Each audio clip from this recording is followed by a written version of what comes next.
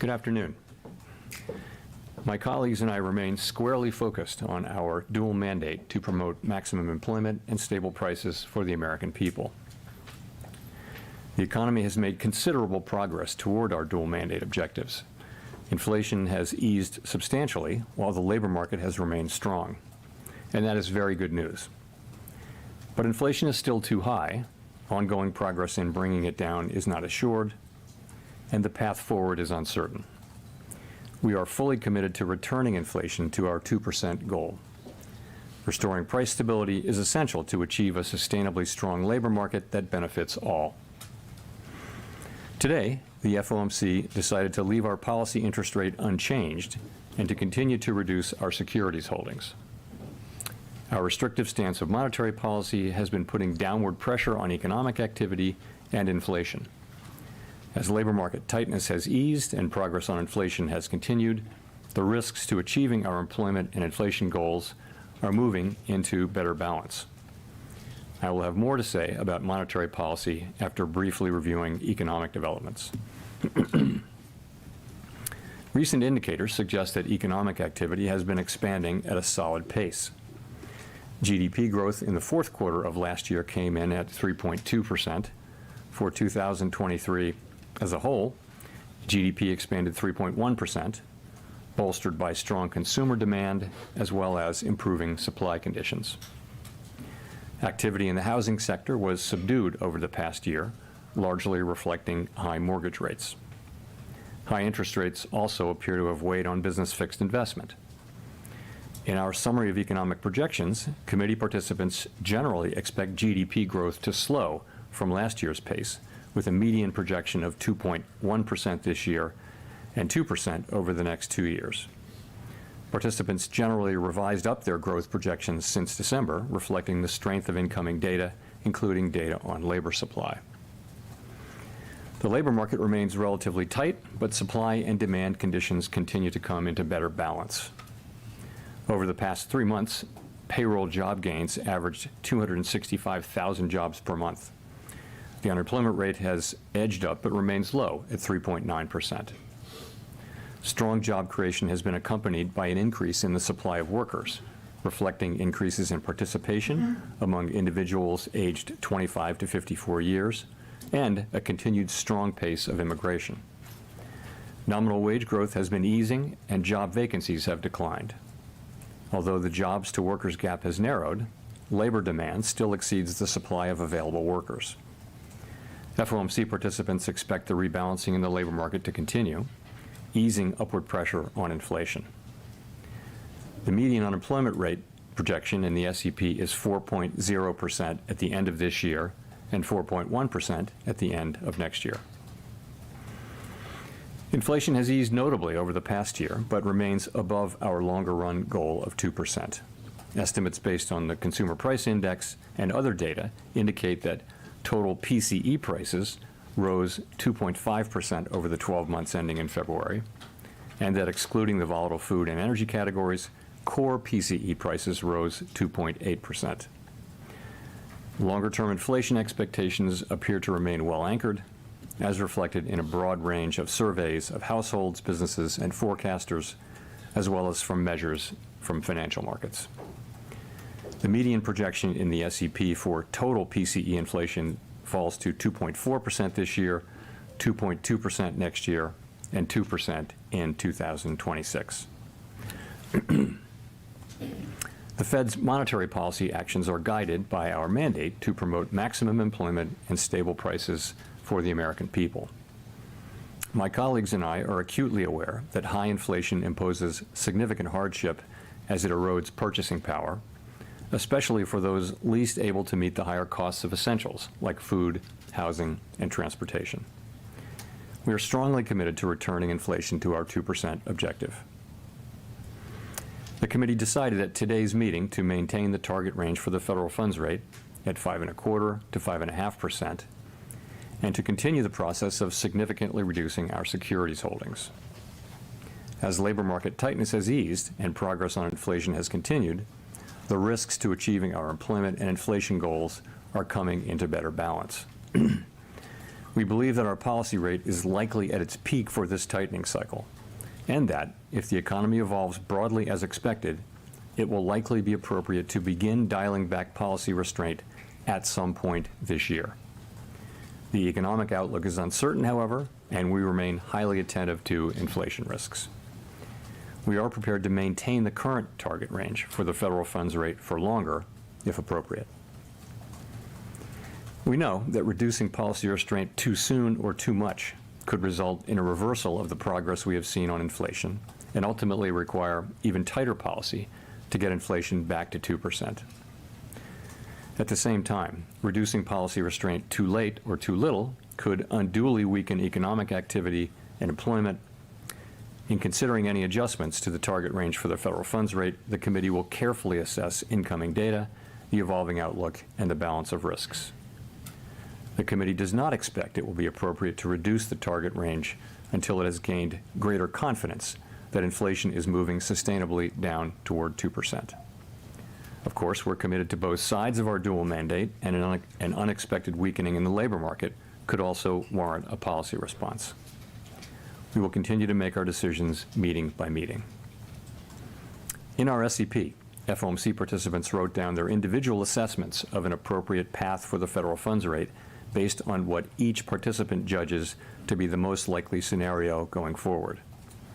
If the economy evolves as projected, the median participant projects that the appropriate level of the federal funds rate will be 4.6% at the end of this year, 3.9% at the end of 2025, and 3.1% at the end of 2026, still above the median longer-term funds rate.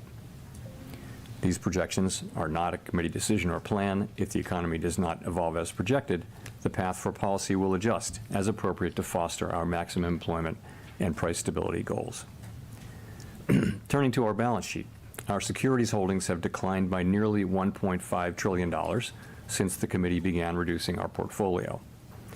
At this meeting, we discussed issues related to slowing the pace of decline in our securities holdings.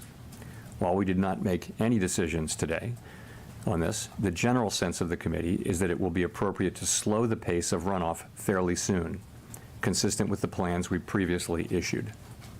The decision to slow the pace of runoff does not mean that our balance sheet will ultimately shrink by less than it would otherwise, but rather allows us to approach that ultimate level more gradually.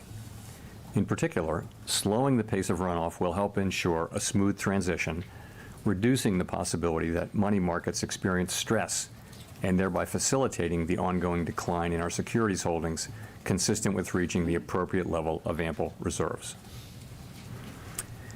We remain committed to bringing inflation back down to our 2% goal and to keeping our longer-term inflation expectations well anchored. Restoring price stability is essential to set the stage for achieving maximum employment and price stability over the long term. To conclude, we understand that our actions affect communities, families, and businesses across the country. Everything we do is in service to our public mission. We at the Fed will do everything we can to achieve our maximum employment and price stability goals. Thank you. Thank you. Microphone, right. Steve Leisman, CNBC. Mr. Chairman, the projections show somewhat higher core inflation. They also show somewhat stronger growth. What should we infer from this notion that on average rates were kept the same this year, but inflation is higher and growth is higher? Does it mean more tolerance for higher inflation and less of a willingness to slow the economy to achieve that target? Well, it doesn't. No, it doesn't mean that. What it means is that we've seen incoming, as I pointed out in my opening remarks, we did mark up our growth forecast, and so have many other forecasters. So the economy is performing well. And the inflation data came in a little bit higher as a separate matter, and I think that caused people to write up their inflation. But nonetheless, we continue to make good progress on bringing inflation down. And so. When you, just to follow up, when you say that you're willing to either maintain the rate for longer, what is the tolerance of the Federal Reserve for inflation coming in above its 2% target? So we're strongly committed to bringing inflation down to 2% over time. That is our goal, and we will achieve that goal. Markets believe we will achieve that goal, and they should believe that, because that's what will happen over time. But we stress over time. And so I think we're making projections that do show that happening, and we're committed to that outcome, and we will bring it about. Rachel. Hi, Chair Powell, Rachel Siegel from the Washington Post. Thanks for taking our questions. You and others have been saying that relief on housing inflation is coming, but it still hasn't shown up meaningfully in the CPI or the PCE. Does that challenge your assumption about when the shift will finally break through, since it hasn't at that point? So I think there's some confidence that the market rents, lower market rent increases that we're seeing will show up in measures of housing services inflation over time. There's a little bit of uncertainty about when that will happen, but there's real confidence that they will show up eventually over time. But again, uncertainty about the exact timing of that. Okay. And will you be able to get overall inflation down to target if housing doesn't break through quickly, and does that affect the timing for eventual cuts this year? We will get aggregate inflation down to 2% over time. We will. And I would assume that what we'll continue to see is we'll see goods prices coming into a new equilibrium where they're going down perhaps not as quickly as they had been earlier this year, where housing services inflation will come back down as current market rents are suggesting will happen, and where non-housing services will move back down. Some combination of those three things, and it may be different from the combination we had before the pandemic, will be achieved and will bring inflation back down to 2% sustainably.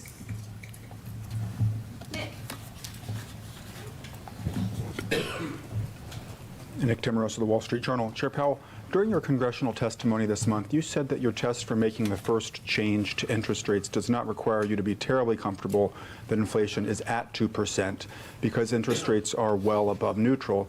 At the same time, you said here after the last meeting that the first cut is highly consequential. Can you reconcile these views for me? If rates are well above neutral, why would the first cut be highly consequential? Is that because you anticipate one cut would be followed by one or two more along the lines of the recalibration you made in 2019, which itself was modeled on the mid-cycle adjustment of 1995?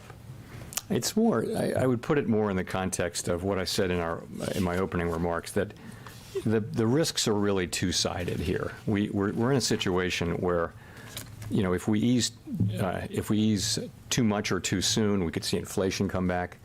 And if we ease too late, we could do unnecessary harm to employment and, you know, people's working lives. And so, you know, we do see the risks as two-sided. So it is consequential. We want to be careful. And fortunately, with the economy growing, with the labor market strong, and with inflation coming down, we can approach that question carefully and let the data speak on that. That's really what I was thinking. How much of that inflation that we've seen so far this year do you chalk up to one-off calendar adjustment effects following a period of high inflation versus some change in the trend we saw in the second half of last year? So I want to start by saying I always try to be careful about dismissing data that we don't like. So you need to check yourself on that, and I'll do that. But I would say the January number, which was very high, the January CPI and PCE numbers were quite high. There's reason to think that there could be seasonal effects there. But nonetheless, we don't want to be completely dismissive of it. The February number was higher than expectations, but we have it at currently well below 30 basis points core PCE, which is not terribly high. So it's not like the January number. But I take the two of them together, and I think they haven't really changed the overall story, which is that of inflation moving down gradually on a sometimes bumpy road toward 2%. I don't think that story has changed. I also don't think that those readings added to anyone's confidence that we're moving closer to that point. But you know, we didn't. Last thing I'll say is we didn't excessively celebrate the good inflation readings we got in the last 7 months of last year. We didn't take too much signal out of that. What you heard us saying was that we needed to see more, that we could, you know, we wanted to be careful about that decision. And we're not going to overreact as well to these 2 months of data, nor are we going to ignore them.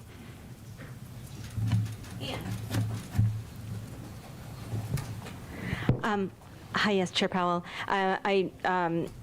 Could you speak a little bit more about the timing? Is there enough data between now and, say, May, to be able to get the kind of confidence that you say that, you still need? Or by June, is there enough data for you? Just give us a sense of your thinking there. Thank you. Yeah, so we make decisions meeting by meeting, and we didn't make any decisions about future meetings today. Those are going to depend on our ongoing assessment of the incoming data, the evolving outlook, and the balance of risk. So I really don't have anything for you on any specific meeting looking forward. But, just a question of, is there even enough data for you to be able to? We'll take, Sorry. Things can happen during an intermeeting period, if you look back, unexpected things. So I wouldn't want to dismiss anything. So I just would say that the committee wants to see more data that gives us higher confidence that inflation is moving down sustainably toward 2%. I also mentioned, and we don't see this in the data right now, but if there were a significant weakening in the data, particularly in the labor market, that could also be a reason for us to begin the process of reducing rates. Again, there's nothing in the data pointing at that, but those are the things that we'll be looking at coming meetings, and without trying to refer to any specific meeting. Chris. Hi, Chris Regaber, Associated Press. Thank you. In the projections, there is an increase in the neutral rate, as you know, and higher rates, a quarter point higher rates projected in 2025, 2026. Can you speak about what might be behind that? Is there a real sense here that the economy has perhaps changed in some way, that higher rates will be needed in the future? Thank you. So you're right, they're pretty modest changes, but you're right, there was an uptick in the longer run rate, and also there's a 25 basis point increase in 25 and 26. In terms of are rates going to be higher in the longer run, if that's really your question, I don't think we know that. I think we think that rates were generally low during the pre-pandemic, post-global financial crisis era for reasons that are mostly, important, slow-moving, large things like demographics and productivity and that sort of thing, things that don't move quickly. But I don't think we know. My instinct would be that rates will not go back down to the very low levels that we saw, where all around the world there were long-run rates that were at or below zero in some cases. I don't see rates going back down to that level, but I think there's tremendous uncertainty around that. Great. And just a quick follow on the projections, you also have 2.6% core inflation for the end of this year. It's already at, or you mentioned it being 2.8 in February. That doesn't sound like much disinflation at all. So are you still confident, or the last press conference you sounded pretty optimistic you would get more confidence through the end of this year. Is it right to say that this suggests you're not seeing a lot of disinflation this year compared to what we've seen 2023 and so forth? I think that higher year-end number reflects the data we've seen so far this year, because you're now in this year. So I think that. Sorry, say your last part of your question again. Well, just are you still optimistic that you'll get the confidence you need this year? I think if you look at the SEP, what it says is that it is still likely in most people's view that we will achieve that confidence and that there will be rate cuts. But that's really going to depend on the incoming data. It is. The other thing is, in the second half of the year, you have some pretty low readings, so it might be harder to make progress as you move that 12-month window forward. Nonetheless, we're looking for data that confirm the kind of low readings that we had last year and give us a higher degree of confidence that what we saw was really inflation moving sustainably down to 2%, toward 2%.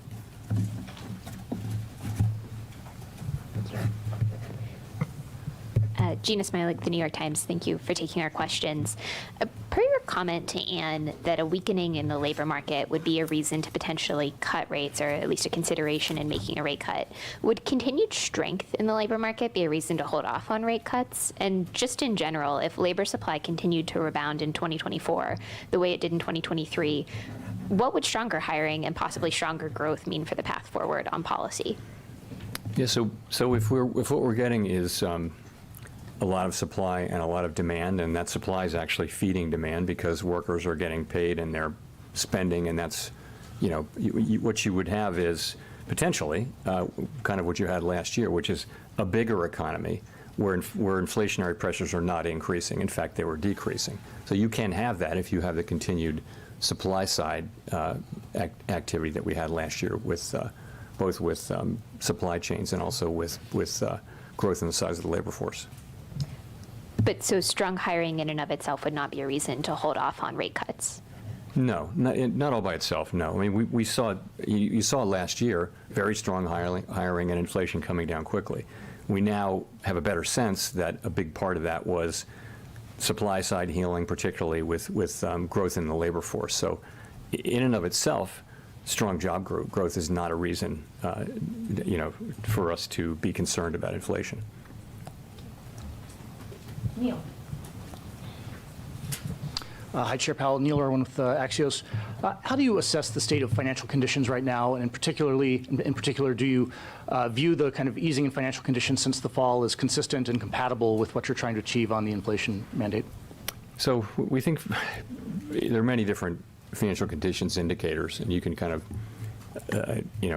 see different answers to that question. But ultimately, we do think that financial conditions are weighing on economic activity, and we think you see that in a great place to see it is in the labor market, where you've seen demand cooling off a little bit from the extremely high levels. And there I would point to job openings, quits, surveys, the hiring rate. Things like that are really demand. There are also supply side things happening, but I think those are demand side things happening. We saw, that's been a question for a while. We did see progress on inflation last year, significant progress, despite, financial conditions sometimes being tighter, sometimes looser.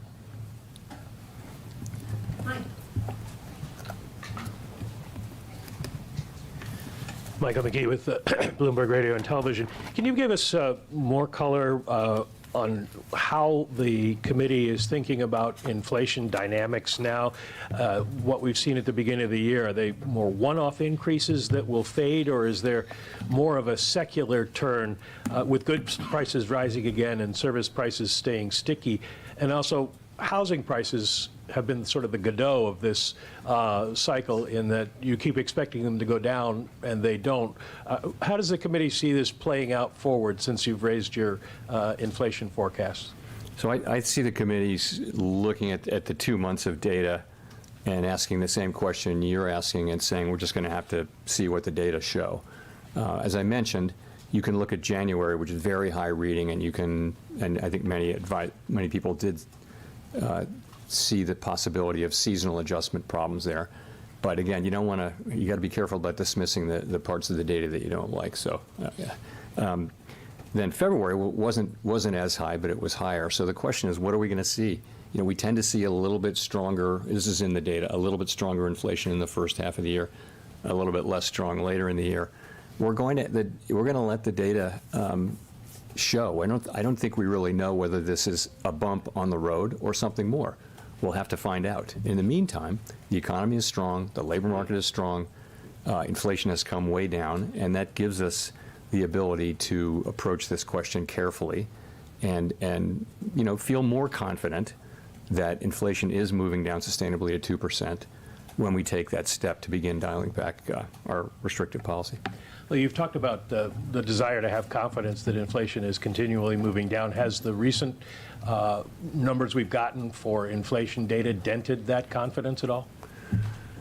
It certainly hasn't improved our confidence. It hasn't raised anyone's confidence, but I would say that the story is really essentially the same, and that is of inflation coming down gradually toward 2% on a sometimes bumpy path, as I mentioned.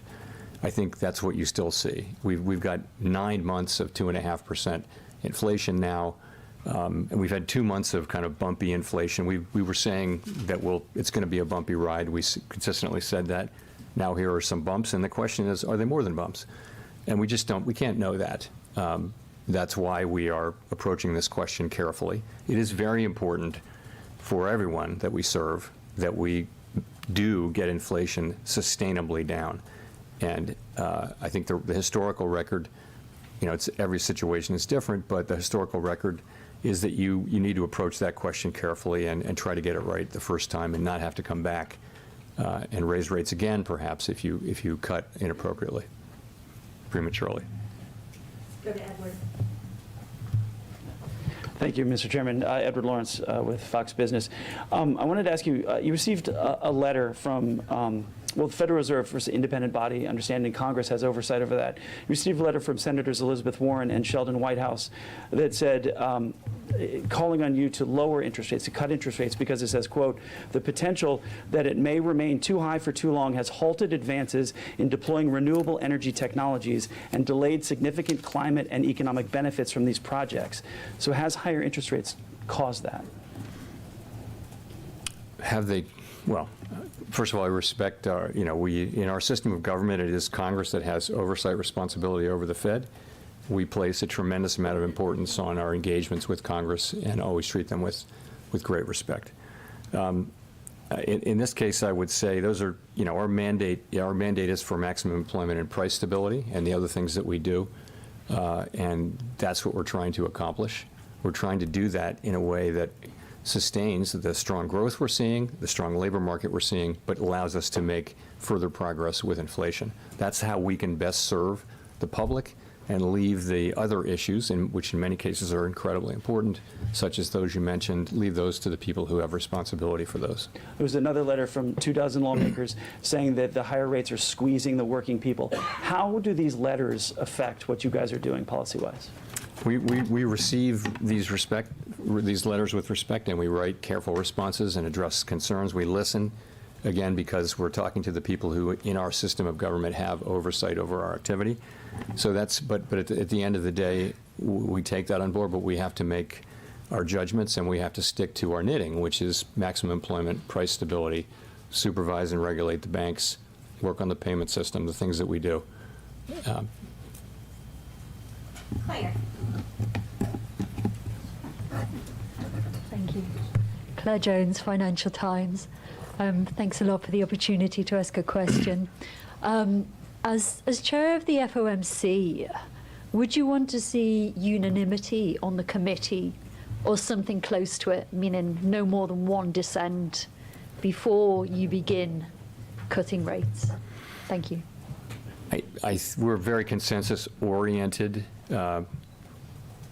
organization, and we do try to achieve consensus and ideally unanimity. People do dissent. It's something that happens. Life goes on, and it's not a problem. We've always had dissents, and so and you respect thoughtful dissents very much. It's like you may not agree with some arguments, but you really want to understand them. So you may read a book that takes a position that you have long opposed, just to understand that book. So I treat dissents with real respect as well. So Simon, what would you say? Sorry. Simon Rabinovich with The Economist. Can you hear me? Yes. Okay, great. Obviously, inflation is some ways away from target. Unemployment, though, if you look at the projection for the full year, 4.0%. In February, we were already at 3.9%, so quite close to the median projection.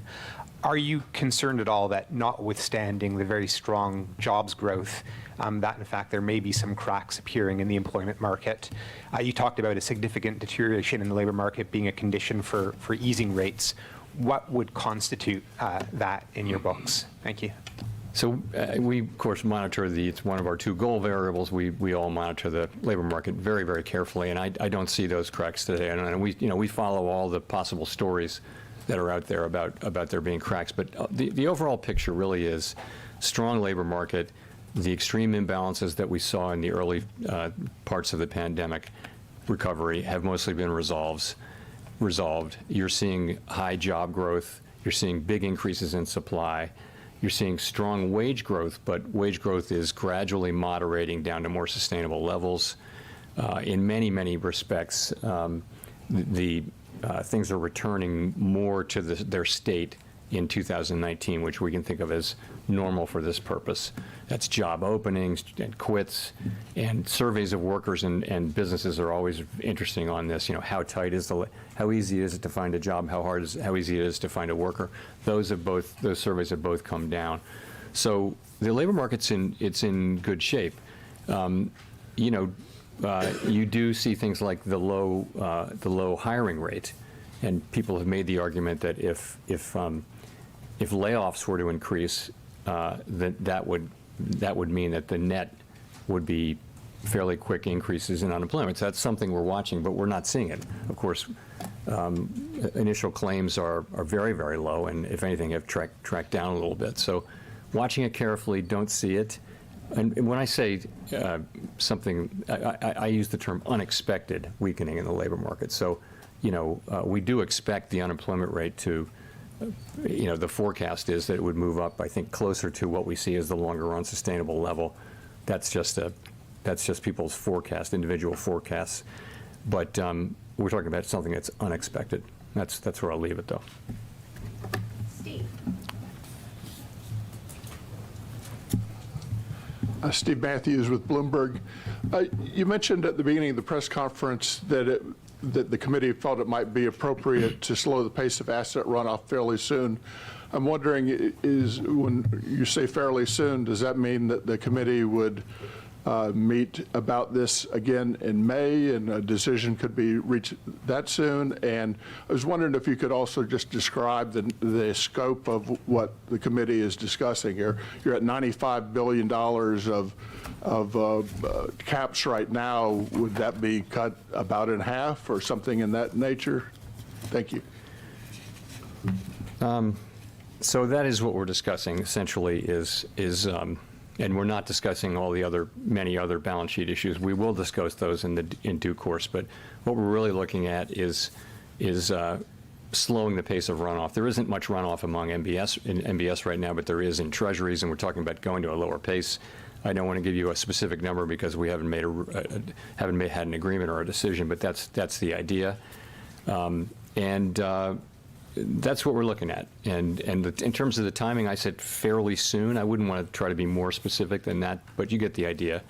The idea is, and this is in our longer run plans, that we may actually be able to get to a lower level because we would avoid the kind of frictions that can happen. Liquidity is not evenly distributed in the system, and there can be times when, in the aggregate, reserves are ample or even abundant, but not in every part. And those parts where they're not ample, there can be stress. And that can cause you to prematurely stop the process to avoid the stress. And then it would be very hard to restart, we think. So as something like that happened in 19, perhaps. So that's what we're doing. We're looking at what would be a good time and what would be a good structure. And, you know, fairly soon is words that we use to mean fairly soon. And will there be a discussion about returning to an all treasuries balance sheet at some point? So that our longer run goal is to return to a balance sheet that is mostly treasuries.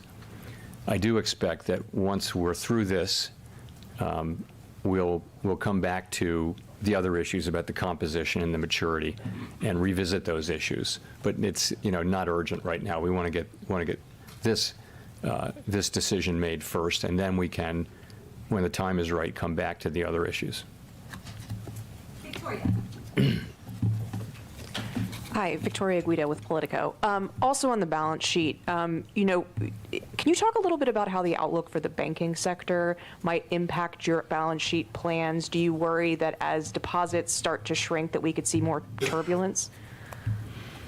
You know, we'll be watching carefully, but one of the reasons we're slowing down, we will soon enough, fairly soon, I should say, slow down, is that we want to avoid any kind of turbulence. I wasn't thinking particularly about banking sector turbulence, but we had some indicators the last time. This is our second time in doing this, and I think we're going to be paying a lot of attention to the things that started to happen and that foreshadowed what eventually happened at the end of that tightening cycle, where we wound up in a short reserve situation, and we don't want to do that again.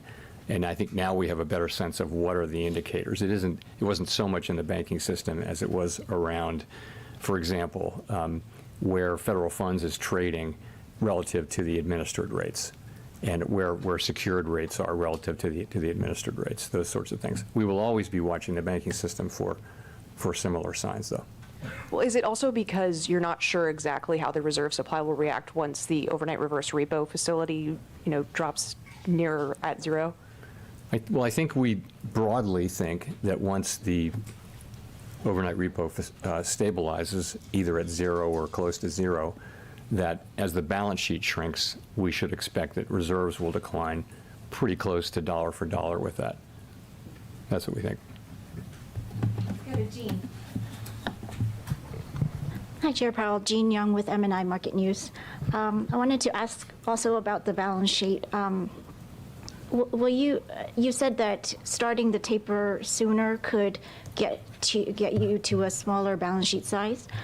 Does that mean you don't have to make a decision on when to end QT at this point? And will you be setting up the process for deciding that sooner, or will you wait until we're close to the end? So it's sort of ironic that by going slower you can get farther, but that's the idea. The idea is that with a smoother transition, you'll run much less risk of kind of liquidity problems, which can grow into shocks and which can cause you to stop the process prematurely. So that's where, in terms of how it ends, we're going to be monitoring carefully money market conditions and asking ourselves what they're telling us about reserves. Right now we would characterize them as abundant, and what we're aiming for is ample, and which is a little bit less than abundant, right? So there isn't there's not a dollar amount or a percent of GDP or anything like that where we think we have a really pretty clear understanding of that. We're going to be looking at what these what's happening in money markets, in particular a bunch of different indicators, including the ones I mentioned, to tell us when we're getting close. Then, though, you reach a point ultimately where you stop allowing the balance sheet to run off, but then from that point there's another period in which non-reserve liabilities grow organically, like currency, and that also shrinks the reserves at a very slow pace. So you have a slower pace of runoff, which we'll have fairly soon.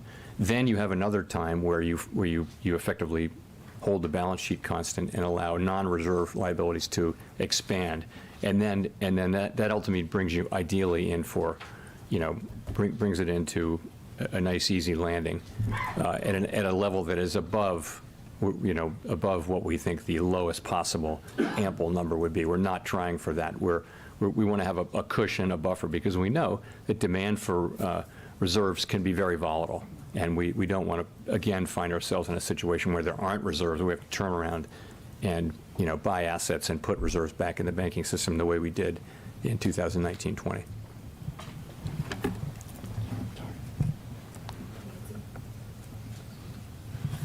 Hi, Nancy Marshall-Genzer with Marketplace. Chair Powell, you said you're waiting to become more confident that inflation is getting to your 2% goal before you cut rates. Can you just sum up more specifically what data you're looking at that would give you that confidence? Sure. So most importantly, we're looking at the incoming inflation data and the contents of it and what they're telling us. So that'll be, and also the various components. So obviously that's what we want. We want more confidence that inflation is coming down sustainably toward 2%.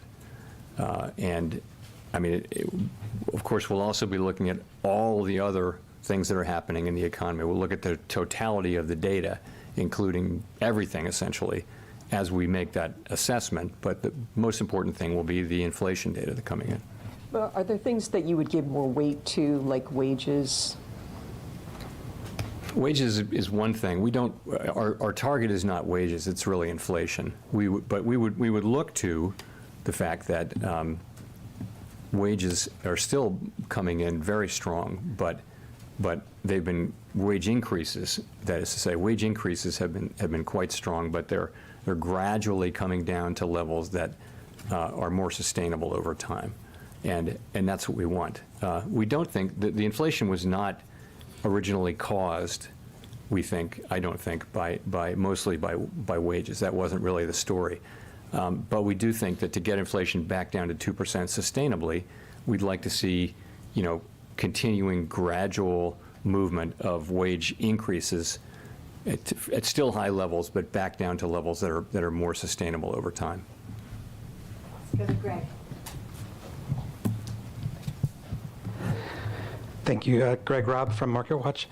Chair Powell, could you say at this meeting whether there were more officials who wanted to be careful and go slower about rates than were at the last meeting? Was there that sense of maybe it's smart to wait? Thanks. I guess I'd put it this way. If you look at the incoming inflation data that we've had for January and February, I think very broadly that suggests that we were right to wait until we're more confident. So I think I didn't hear anyone dismissing it as not information that we should look at or anything like that. So I think generally speaking, it does go in the direction of saying yes, it's appropriate for us to be careful as we approach this question. Brendan. Thanks, Chair Powell. Brendan Peterson with Punchbowl News. I wanted to ask you about central bank digital currency stuff. We've been hearing a lot from Republicans in Congress about what the Fed is or isn't doing in a digital dollar. But folks, I know you have said to Congress that you are going to wait for approval before the Fed does anything, launches anything. But folks like House Majority Whip Tom Emmer have said that the Fed is either actively researching or hiring personnel to study the implications of a CBDC. Can you give us any clarity on what the Fed is doing right now on a digital dollar? Sure. So I think we've been pretty transparent on this, but I'll try harder. So we are not getting ready to, we haven't proposed, we haven't come to a conclusion that we should propose or anything like that, that Congress consider legislation to authorize a digital dollar. And it would take legislation by Congress signed by the president to give us the ability to do what we think of as a CBDC, which is really a retail CBDC with the public of it. So we're just a long, long way from that. What we are doing, and I think what every major central bank is doing, is we're trying to stay in the frontiers of what's going on in digital finance. And it has many, many different areas. It has applications in wholesale finance, in the payment system. And so we to serve the public, these issues have become very front burner in the last 5 or 6 years.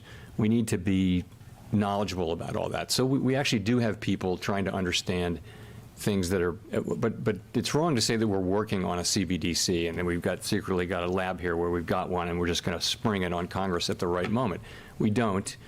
I haven't at all in my own mind made a decision that I think this is something the U.S. should be doing. I just think it's something we need to understand, and we do have people who are keeping up with that as part of the broader payments landscape. That's how I would characterize it. Mark.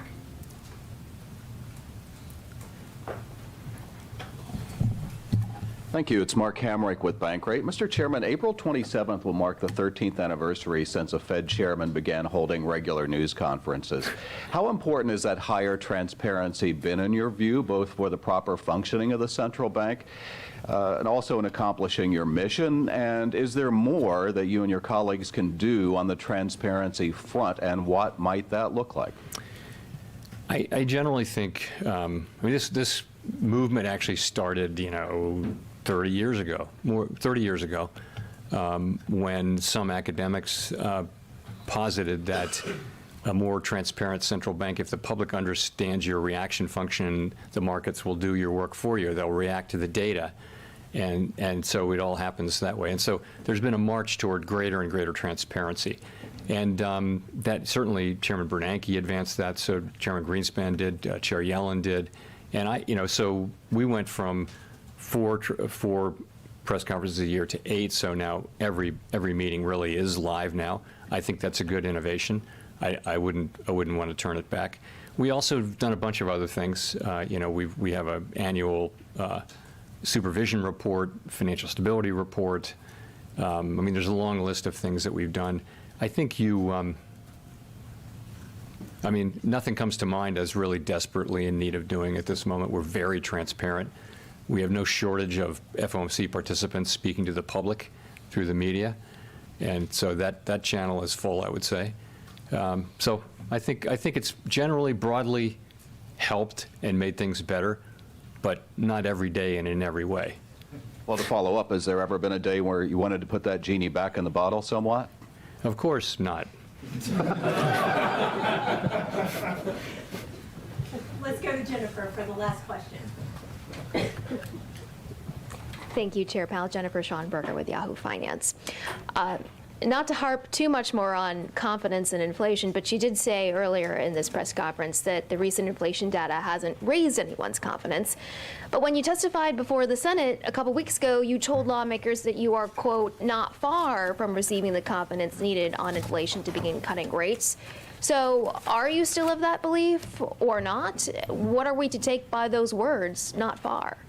So let me say my main message at that in those 2 days of hearings was really that the committee needs to see more evidence to build our confidence that inflation is moving down sustainably toward our 2% goal, and we don't expect that it will be appropriate to begin to reduce rates until we're more confident that that is the case. I said that any number of times, so those were kind of the main part of the message. We repeated that today in our statement. I also, to the language you mentioned, I really pointed out that we had made significant progress over the past year, and what we're looking for now is confirmation that that progress will continue. We had a series of inflation readings over the second half of last year that were really much lower. We didn't overreact, as I mentioned, but that's what I had in mind. But given that you said that PCE for February, 2.8%, the estimate, and that we have been seeing PCE, core PCE, coming down by 10% every month, wouldn't you be at about 2.4% this summer, June, July, to a point where you could cut then? Well, we'll just have to see how the data come in. We would, of course, love to get great inflation data. We got really good inflation data on in the second part of last year. Again, we didn't overreact to it. We said we needed to see more, and we said it would be bumpy, and now we have January and February, which I've talked about a couple of times. So, we're looking for more good data, and we would certainly welcome it. Thank you. Thank you. Thank you.